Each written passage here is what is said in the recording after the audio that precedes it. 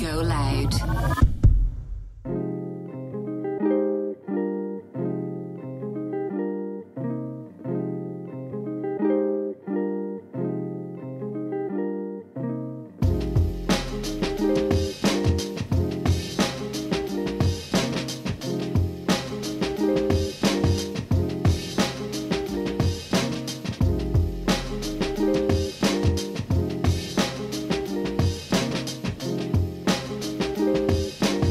Welcome back to the Weekly Roast.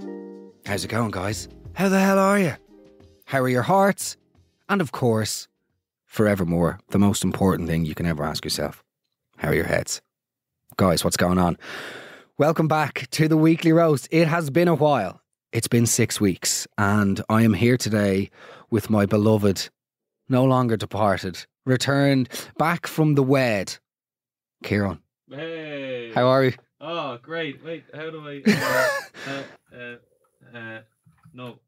Hello. Wait. Oh, he's back. There we are. You were sorely missed. Oh, thank you. It's been a while. It has been a while. You've been married. I have been. That sounds like I got divorced as well. No, still married, yes. Myself and my wife are married almost 3 months now. It's been a journey. It has been a journey. We're going to postpone any sort of wedding chat because... Not because I'm not interested, but because we've got a lot of wedding stuff to get through over the next few months, as I too am being wed at the end of the year. So we're thinking of some wedding themed podcasts. So I'm going to suspend any questions for Kieran about his nuptials until then.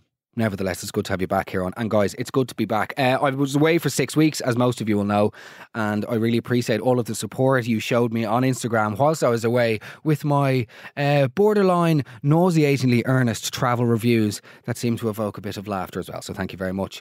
However, when I was travelling, I genuinely missed recording the podcast so much. I mean, it's been too long since I've laid down in the bed of insanity that we've all worked so hard on building together over the last few months. So I am delighted to be back recording the Weekly Roast. And my friends, what better way to begin than to do a roast of ridiculous, strange, bizarre, bananas, Airbnbs and hotels that you've stayed in. Okay, I'm not going to beat around the bush, guys. Let's just get into it.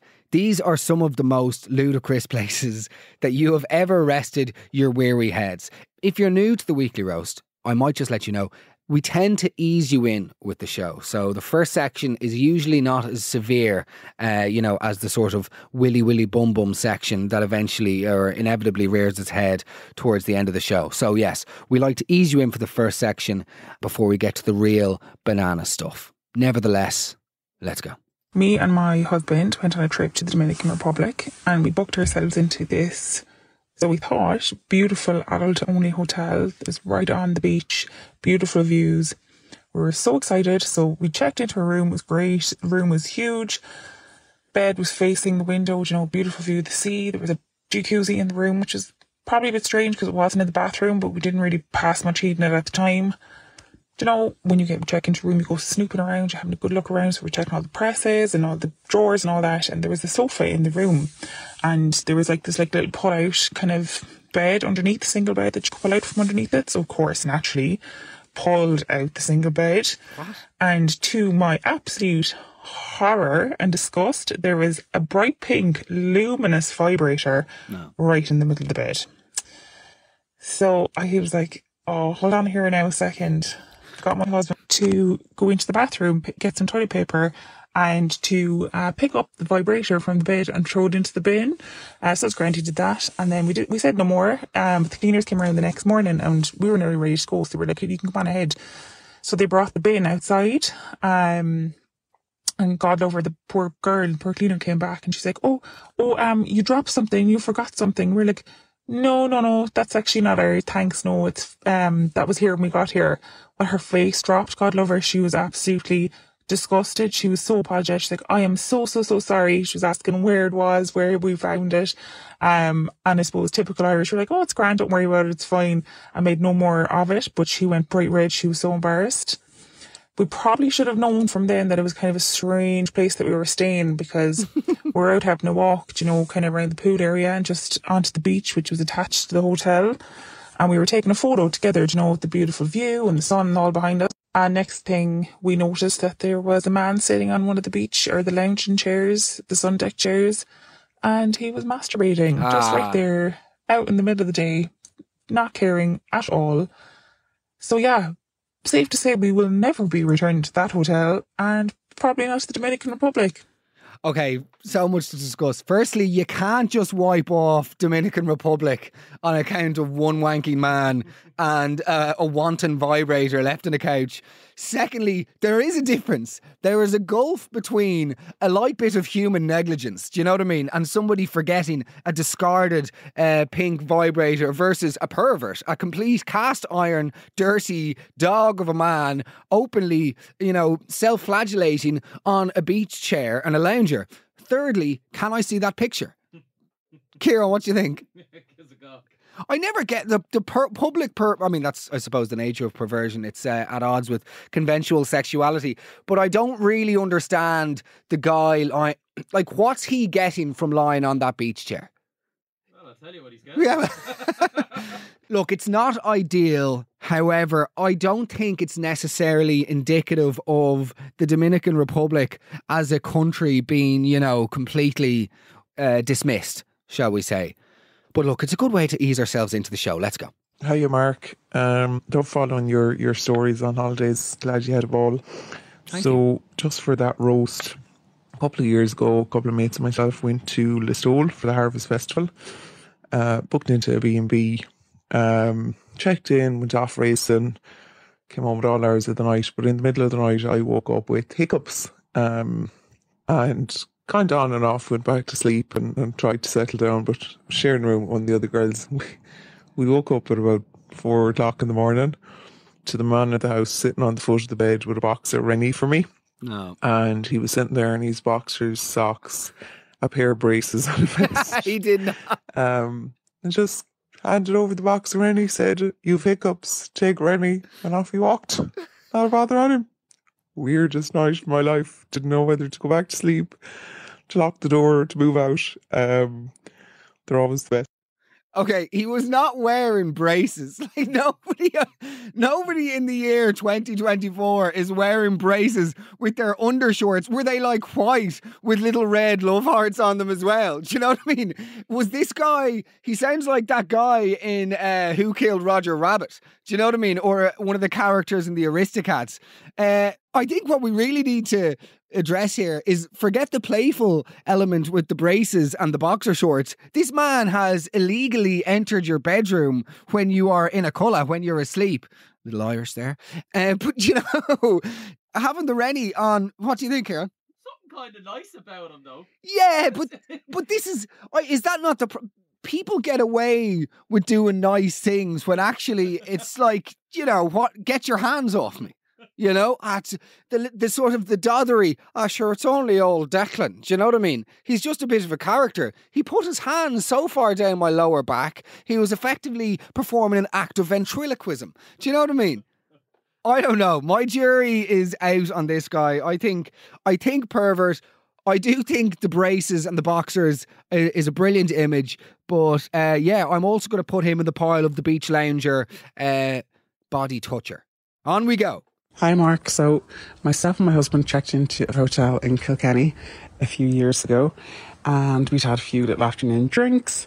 Went up to the room, and I said I'd go and have a shower to get ready for dinner. Okay. To find the shower tray covered in pubic hair, a full-on porn bush trim all over the shower tray. Sorry, a porn bush trim. What's a porn bush trim? Is that like a Brazilian? I'll have the porn bush, please. Is that what they call it? I wouldn't know, Kieran. I'm very green behind the ears when it comes to matters of the... On we go. A full-on porn bush trim all over the shower tray that I guess the cleaner just happened to miss or didn't see. What was worse was they had to send the cleaner up then to clean it. I kept saying, no, it's okay, we'll just wash it ourselves. Then we had to sit in the room while this poor girl had to come up and clean the shower tray. No. I would have rather just be moved room. Said hotel, we went back to a few times actually since, because we actually liked the hotel. And on our 10th wedding anniversary, congratulations. My husband he always orders really strange, weird and wonderful food. He ordered like a skewered sausage meal. Okay. I think that's called your husband is a 7-year-old. You know what I mean? Keep going. Let's go. With all this veg and, I mean, presented beautifully. He was, when I say violently ill, like the worst food poisoning ever, which can happen anywhere, I understand. But I had sent a photograph I had actually taken a photograph of the dinner, and I had sent it to one of his friends to say, look what this fellow's eating. And only on reflection the next day, I mean, clearly the sausage was not cooked. It was pink. I can send you a picture of the sausage as well. I don't know how this has gone from pubic hair to sausage. But anyway, there you go. Bye. Okay, this woman did, by the way, for the record, she did then send me a picture of her husband's uncooked sausage, and it does look absolutely outrageous. It looks like that sort of Celtic Tiger era food where it's really extravagant but just complete and utter bullshit. Do you know what I mean? Like there's like 6 sausages like skewered up on top of each other, almost like it's like the Leaning Tower of Pisa. Just absurd. I think the pubes in the shower, I love the way you're like, oh, and then the real horrible part was then we had to sit there and they had to send somebody up to clean it. Yeah, because you called. They didn't try and clean the pubes after an act of telepathy. Do you know what I mean? You called down reception and you were like, hi, there's some miniature hairs in the shower tray. So like, yeah, my sympathy does. You have my sympathies. However, the fact that you stayed there many times, you get what you pay for. You knew what you were getting. Speaking of things that are left in hotel rooms that are unwanted, I think it's time to up things a little notch, Kieran. I was going to university and I had my open day in Liverpool and stayed in a hotel.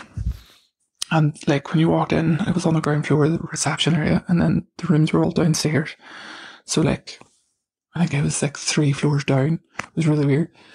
Got into my room and it was like really dark. You couldn't really get any TV service. And I went to go into the bed, pulled the sheets back, and then there was like shit stains all over all over the bed. It was absolutely disgusting. So then went up to the reception and sort of had said to them, and they're like, oh, the cleaners has been in and cleaned the room. And I was like, well, there's clearly stains all over the sheets. So they went in and checked to make sure that I was telling the truth. And then they moved me to another room, and I think it was further down. It was really weird. And there was like, on some of the channels on the TV, it was like the security cameras, so you could like see the reception and stuff. It was the most bizarre place I've ever seen. Okay.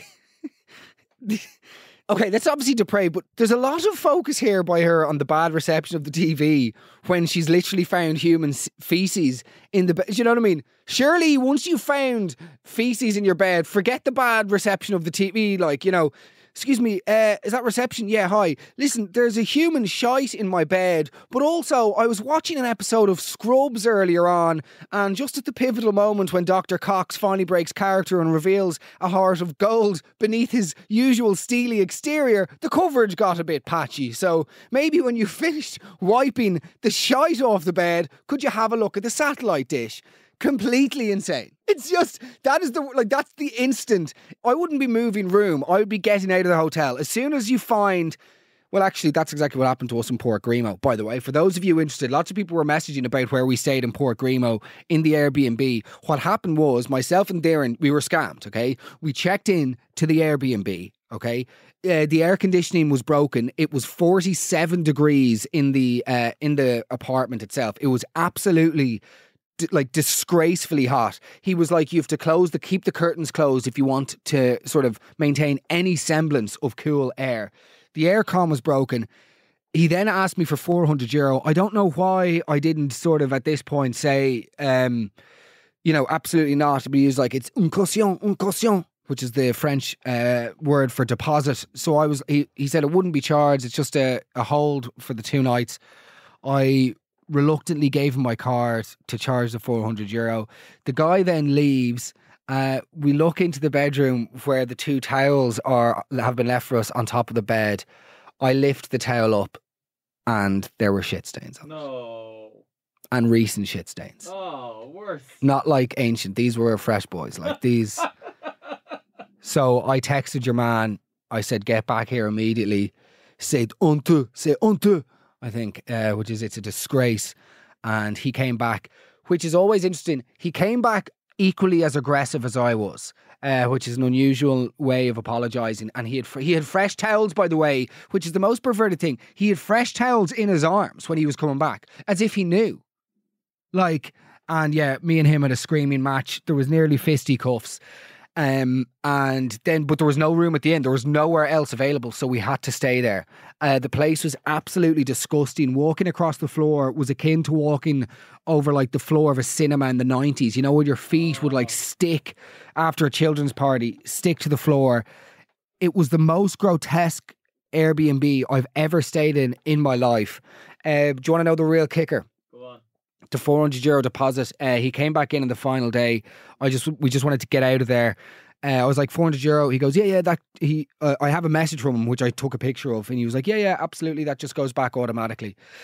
Gone. They've taken it. Wow. They blocked up my phone number. Him and the two owners of the Airbnb blocked my number, blocked my email. Their name, by the way, Ivan and Elena. So there you go. The guy's name is Kareem. I'm going to post their details everywhere I possibly can because they're criminals. I'm also going to do a chargeback. Have you ever done a chargeback? No. I think I'm going to have to do that because Booking.com, I've no problem saying it, is the worst, most like you think Ticketmaster are immoral. Booking.com is non-existent as a customer service entity. They are the worst I've ever dealt with. So I've had to go straight to the bank to try and get a charge back. And that's the game. On we go.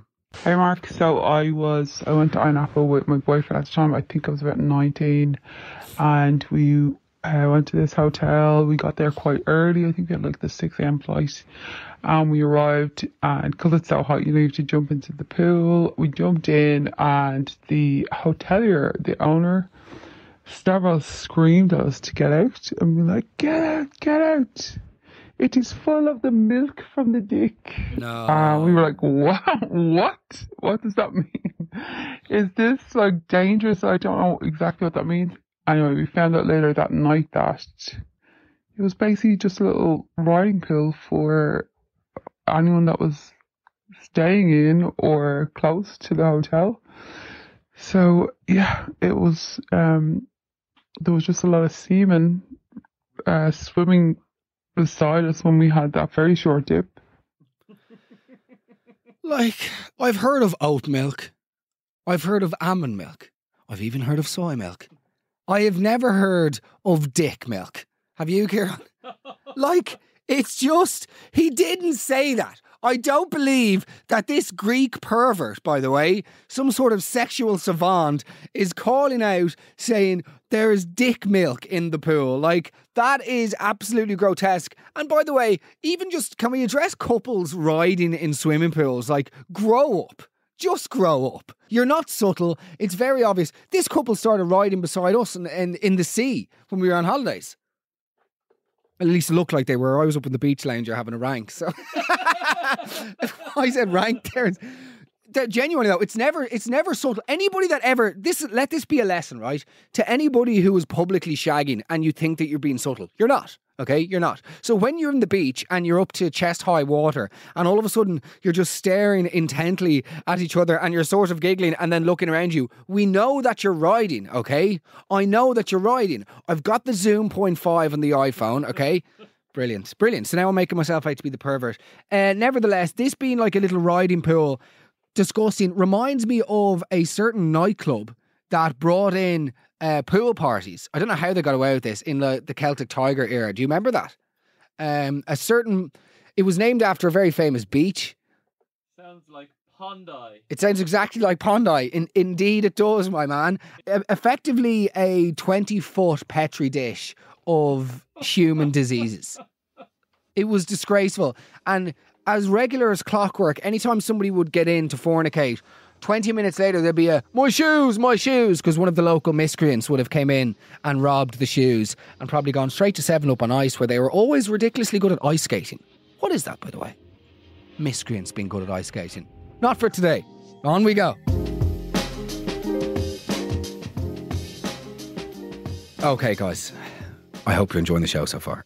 It's wonderful to be back. I am looking forward to the next few months in the build-up to the wedding, using the weekly roast as a vehicle to exert all of the NUI that comes with planning a wedding. We've heard from some guests of hotels, we've heard from some guests of Airbnbs, and we will continue to hear more as the show goes on. But I thought at this juncture, why not time to hear from the other side? This is a democracy at the end of the day. The Weekly Roast is not politically aligned anywhere. So it's time to hear from a host about some of the awful things that guests have done. Let's go. Hi, Mark. I think that your Airbnb stories are all a bit one-sided. So I just wanted to add in my experiences to create a bit of balance. I started hosting Airbnb a few years ago, and I got a late request from 3 guys looking to use my apartment for the weekend.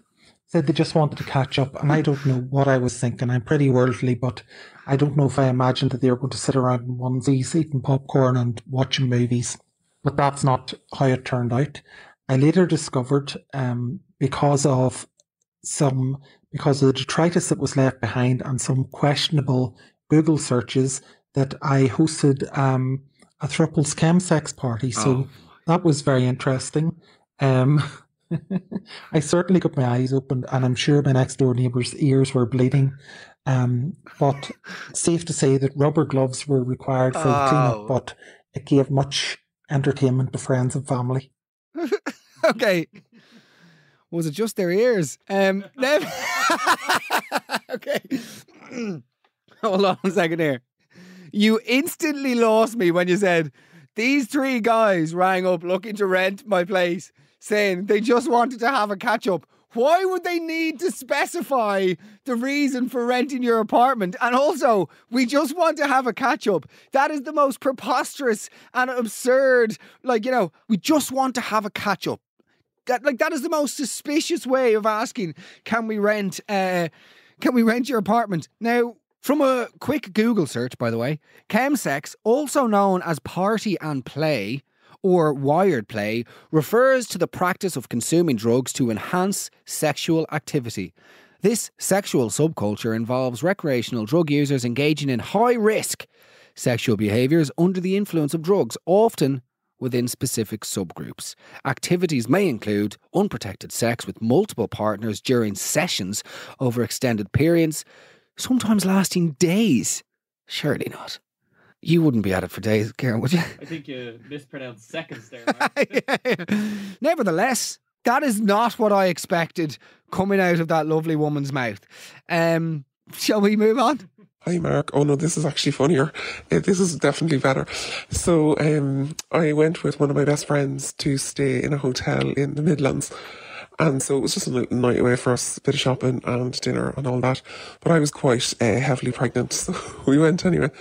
And went out for dinner. The hotel was grand, like nothing fancy, did the job. And went out for dinner, came back to the room, didn't bother going to the bar or anything because of said pregnancy. And we had gotten a twin room, and so 2 single beds were close-ish, but weren't pushed tightly together. So we were lying there watching telly, and I was like, oh, I can definitely smell vomit. And she's like, no, it's just your pregnancy nose, like you're a bit sensitive to smell. And I was like, yeah, maybe you're right. So I continued to watch a bit of telly. And then I was like, I definitely smell vomit. So she was like, hang on here a minute. And so we pulled the beds apart because that's where the smell was strongest. And she had taken off her shoes and socks, obviously, just relaxing. She started pulling the beds apart, and next thing you know, she's screaming, and she had stood in something wet, which was vomit. So I rang down, and I wasn't happy, and I said, look, there's vomit on our carpet. Can we move rooms? And they said yes, so they put us in the room next door. When we went in there, it was fine. We were just watching telly again, and I was like, oh, it's a bit chilly. And she was like, yeah, I'm freezing. So I was like, oh, maybe we'll ask them to put on the heating. So we rang down, and I was like, can somebody put the heating on, please? The radiator here in the room. And in the meantime, we'd been watching something really sad on telly. And so by the time the guy had come to fix the radiator, my friend was sitting on the bed, absolutely roaring, crying about what was on the telly. And I was just standing there with a big pregnant belly, angry about being cold. And here up comes this poor fella to do the heating. I'd say he didn't know what to do himself. He was in and out like a shot. God bless him. Okay, so much to get through. Firstly, that there is no worse sensation to the human nostrils than that creeping awareness of the smell of vomit. It's the worst. It is the worst. Now, the idea of putting your bare foot into somebody else's vomit. That is like whatever the opposite of ASMR is. Like I can actually visualize and feel and get that sense from hearing it. And it is just so depraved. Oh my God. The idea of whoever, in terms of laziness, okay, the person whose job it was to clean that room, who just put 2 twin beds together over the vomit, that is like the most perfect visual metaphor or physical metaphor for the way that I tried to solve my mental health problems in my 20s. You know what I mean? Just like cover it up and act like it doesn't exist. I would be gone. I'd be so gone. I would certainly not be strolling down to a room down the hall wherein then you lie in bed pregnant and your friend sort of sits in the corner of the bed crying. Like, you know, the guy comes in to clean the room and your mate's there like, well, whose is it then? If it's not mine, whose is it? Nevertheless, yeah, not good. On we go. Booked an Airbnb for a few days in Mayo to get away from my sports mad boys and generally Dublin. Sitting there in my element at 10 o'clock at night. Actually, it must have been later because it was pitch dark outside. Face mask on, hair up, no bra. I mean, like the state of me. Next thing, in through the door arrives the owner, his wife, a huge big dog. That's no way to talk about his wife. A huge big dog and a very excitable child. They proceed to sit down, chatted to me for about an hour. The child eventually arrives out of my bedroom wearing a full face of my makeup. The man set a huge big fire in the stove for me, which was gorgeous. The chat was lovely, and nobody paid a blind bit of notice to the fact that I looked like Wurzel Gummidge wearing a face mask. It was actually lovely. The next day, I'm sitting there minding my own business, and I hear these thundering hooves, literally cows running around the house. I mean, circling the house. I couldn't open the front door for fear they'd actually run in on top of me. So there was a knock at the door, and it was the farmer himself. House I stayed in was on a farm that the owner owned, but the owner didn't live there, if you know what I mean. And he asked me, would I mind coming out and standing in a gap to help them get the cows back into the right field? Honestly, I swear to God, Mayo people are fucking fantastic. This is like the treatment for every single sort of Denny's ad or Barry's tea ad from the mid-90s, isn't it? Like, she goes down to escape the madness of... She's like the city girl who goes down to the country to escape the madness of the big smoke. She's by... It's sort of like The Holiday, you know. She's by herself in rural Ireland. All of a sudden, there's a commotion outside, a flurry of hoofs down the street. She's finished with men, by the way, because her awful boss in the, you know, creative agency that she works in the big smoke is a philandering douchebag. So she's finished with men. She's down by herself, curled up with a good book and a big bar of Galaxy chocolate. And then she goes out to the street, and there is a sort of Aran Island jumper wearing rugged, huge penis stallion of a man, you know, who's also sworn off women because the only woman, Maisie, in the local town is not for him. And he had dreams of moving to America. John, this is too long, Mark. Nevertheless, I hope you had a lovely trip. Let's go. So myself and my other half are on holidays in Portugal, and we're staying in a family home in Lagos, in a really lovely room. It was small, but very nice. And I woke up in the middle of the night. We'd had a few drinks before going to bed, and I woke up in the middle of the night and I could see this figure at the end of the bed. Now, I sleep with earplugs in, but when I took them out, I could hear this really creepy music. So I kicked my other half in the bed and I was like, wake up, wake up. And we both sit bolt upright, and I turn on the light, and there's this very, very elderly woman playing a music box sitting at the foot of our bed. And my other half was like, oh, just go back to sleep, it'll be fine. Like, what sort of Dickensian nightmare is this Portuguese Airbnb setting? That's absolutely terrifying. I mean, it sort of sounds like, do you remember those chain mails that you used to get on Bebo? And it was like, if you don't change this to your flashbox, or if you don't forward this to 55 people, an old woman will appear at the end of your bed playing, you know what I mean? If you are a ghost, right?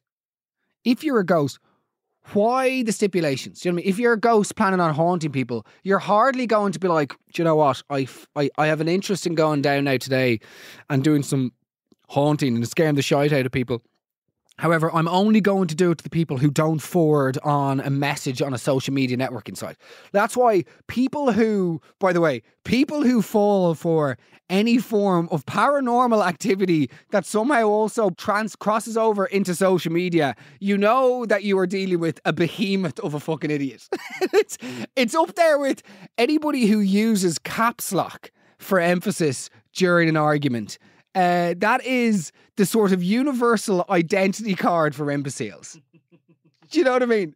People who use caps lock, that is just, you know, whenever, or if somebody puts up they get all emotional and they put an Insta story up and they're like, I am so tired of some people. And then people's in capital letters. As if there was any doubt, by the way, that they were talking about human. Like, what did dogs, was it, Sean? Do you know what I mean? Absolute idiots. Back to the woman at the bed. Your partner just be like, go back to sleep. Absolutely not. There is a sort of musical pensioner perched at the edge of our bed. This needs to be addressed. Playing what can only be described as the most perverted and terrifying instrument as well, by the way. This is all just completely insane.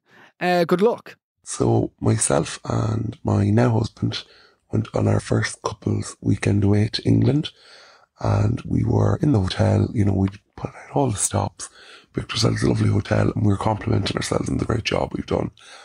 We got into the lift and there was a man on the phone, continued his conversation when we got in, telling his friend about he had just leaving the hotel after paying an extra €50 to choke out the prostitute. What? I was so concerned. I reported it to staff, who told me that, you know, madam, you must be mistaken. It's not that type of establishment. So, you know, as you do, was down the local then and started telling about what I'd heard in the lift. And I was informed that it was a local spot for plenty of action and swingers parties. So all my notions of grandeur went out the window, and needless to say, I won't be returning there again. I was going to say you probably nearly choked when you heard that, but he'd probably like us, the dirty bastard. Yeah, you did the right thing by reporting it for sure. I'm amazed at the levels of sordid depravity that's very, very commonplace. I always wonder about the likes of, how do places get the reputation of being swingers places? I think, by the way, guys, I think we're going to have to do a full podcast on swingers. I know lots of people have been contributing in various roasts that we've done over the last few months. There's been stories about swingers. There seems to be like a pretty strong swingers culture in Ireland. It's a world I know absolutely nothing about, and I just wonder how does it first begin? Do you know what I mean? Curious, are you? What are you guys doing on Friday, Kieran? Do you want to come over to our place for some pineapple whiskey?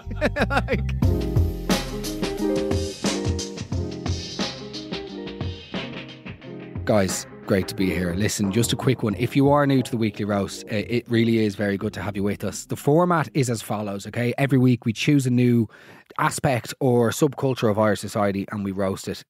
Send me a message on Instagram at Megan Mark if you have any suggestions or things that you would like roasted.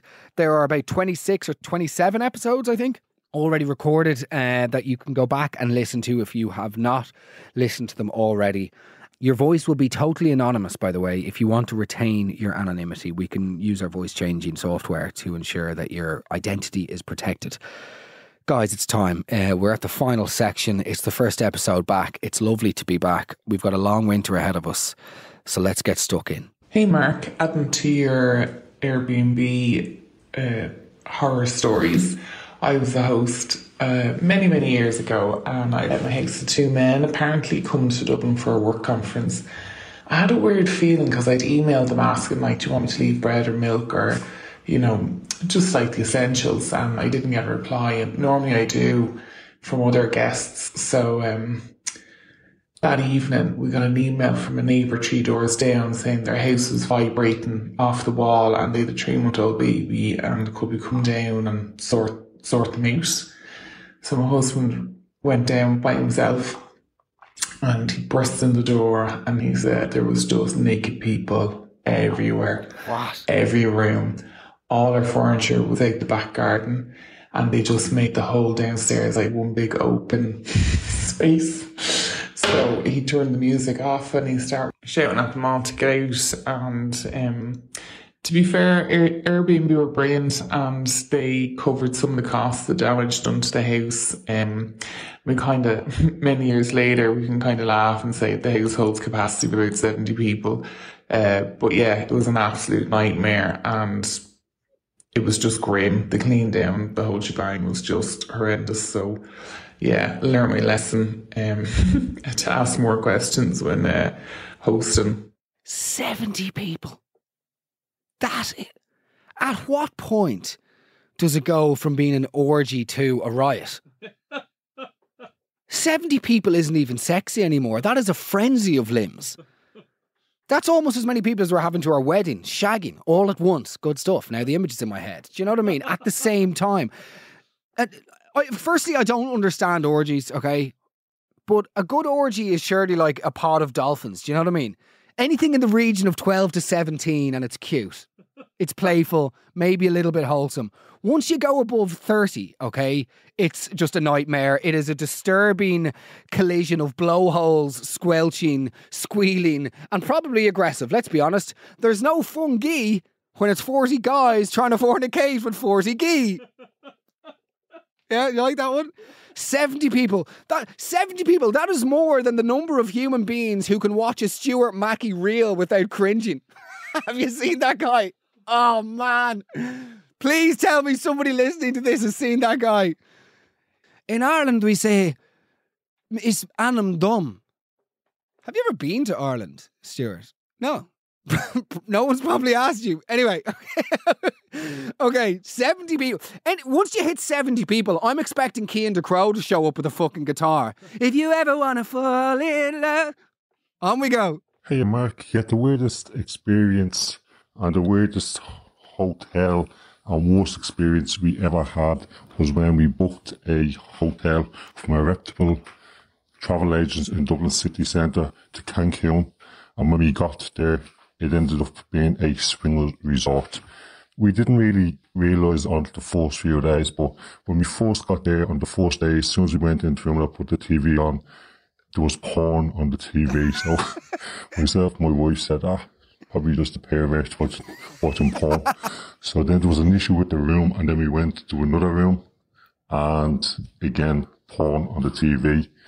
And then what really made it interesting was when we went out to the pool, and there wasn't any phones or cameras allowed around the pool area.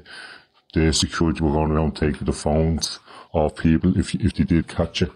And hot tubs, and in the hot tubs there was wife swapping going on in front of our eyes. Like a man and woman would get in, and then another man and woman would get in, and then they'd start swapping wives at like 2 o'clock in the afternoon. There was actively sex games around the pool area. In the evening time, the themed nights was like a lingerie night and a tonga party night. That was the weirdest and the worst experience we ever had, Mark. And we even couldn't get out of the hotel because of the fact that when we got in touch with Dublin, they said to us there's nothing we can do, unfortunately, as all the hotels around the Cancun area are fully booked. So we had to endure that for another 5 nights, and it was a bloody nightmare. Okay. He seems to know a lot about the details of the sort of sex schedule of the hotel for a man that didn't participate. And then we went down to the pool, and the lifeguard was performing CPR on 3 people at once on their genitals. And then on the 4th day, they had anal games at noon. 5 o'clock, of course. They had passed the penis. Do you know what I mean? This is... I mean, it's crazy. That is a crazy experience. The porn on the TV... yeah, definitely. That's the sort of siren sound of sexual activity for sure. The wife swapping in the hot tub middle of the day, it's all bananas. This is like, Kieran, thoughts? Sounds like an adventure. Yeah. What exactly was the name of the... Where specifically was it in Cancun as a matter of interest? Just so I know to avoid it. Yeah. Mental. Let's go. Hi, Mark. So, yeah, a few years ago, myself, my mom and my sisters were staying in a B&B. There was an older man running it. And we were the only people staying that night. So he said breakfast around 9:30 in the morning. We were up early. So my mom said, come on, we'll do a bit of a walk first. We could hear him pottering around in the kitchen. Came back anyway, about half an hour later, sat in the dining area. Nothing was happening. Sat there, we waited. And my mom said, do you hear a cat? We were all quiet listening. And a few minutes later, a man walked in and he said, I'm sorry, but Mr. So-and-so has died, if you wouldn't mind leaving. And we all just sat there looking at him going, oh my God. So yeah, I've had a thing about B&Bs ever since then. Okay, first and foremost, Kieran, let's just establish the truth here. If this was a tasteless podcast, you probably would have titled that story Brown Bread and Breakfast. Or Airbnb or IP.ie. No, but you wouldn't, because we're not a tasteless podcast. Let's get into the minutiae of this here. Surely there would have been some sort of investigation if your Airbnb host died. I love the way this man... Did anybody hear a cat? And then this man just comes in and goes, sorry, Bernard is dead. Get out. Do you know what I mean? If this random strange man comes in and says, excuse me, there's been a moida that, like, you know... if the guy is dead, surely there's like a local grisly detective from the nearest cop shop, you know, who's fond of a drink, but never to the extent of it interfering with his crime work. You know, surely there's a police officer, a la Brendan Gleeson, who shows up on the doorstep and says, who are you three? And pulls them each into an investigation room by their ear and questions them and says, what were you doing in the town of Ballymaleek? I find it very hard to believe. I find it very sad if it's true. It's a very sad way for anybody to go, by the way.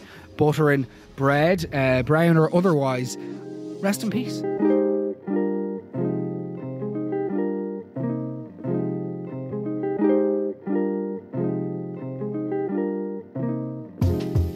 Guys, thank you so much for listening to the Weekly Roast. I was very nervous coming back in today for the first episode back. It's been 6 weeks is far too long to be away from the microphone and to be away from you and to be away from, as discussed, the hotbed of insanity that is modern Irish existence. So thank you for allowing me back in the scratcher. Guys, it's great to be back. As I say, we have a long autumn, if we'll get one. Realistically, we won't. We sort of go from non-summer straight into winter. But look, we will laugh our way through the pain and the grey and the drizzle and the rain and all of the mundane trimmings of modern Irish existence. Again, it's great to be back. Thank you so much for listening to the show. If you are listening to the show, please remember that my ego is more fragile than my fundamental sense of self. So send me a message on Instagram @megamark. Let me know if you're enjoying the show, if you're enjoying me being back on the airwaves, and or if you have any suggestions regarding contributions, stories, themes, or other, subject matter. My stomach's not great today. Finally, a bit of news for you, my friends. We're going to be doing lots of wedding-themed podcasts in the build-up to my own wedding over the next few months. So if you have any suggestions on wedding-related stuff, let me know. But also, we are finally taking the bold move of exploring some live shows. It's been a while since I've done any live shows. The last time I did shows was last year. I did a bunch. I did like 10 shows. Sold out in 10 minutes. Let's go. We might be taking the Weekly Roast to the stage. There's also some other conversations afoot about travel-related things that I cannot reveal as of yet. But all I want to say is thank you so much for all of you who encouraged me to take the time off from the podcast to go and do the trip with Darren. It was the greatest 6 weeks of my life. The writing was the most liberating and I think like a groundbreaking moment for me in personal creativity. I feel like travel writing is potentially the sort of mecca for a recovering addict with ADHD because it's constantly new, flashy, shiny, whatever. It's an opportunity to be funny but also informative. I'm rambling. Thank you for tuning in. I really appreciate your support. Have a great week, guys. All my love, and I'll speak to you very soon. Take care. Bye-bye.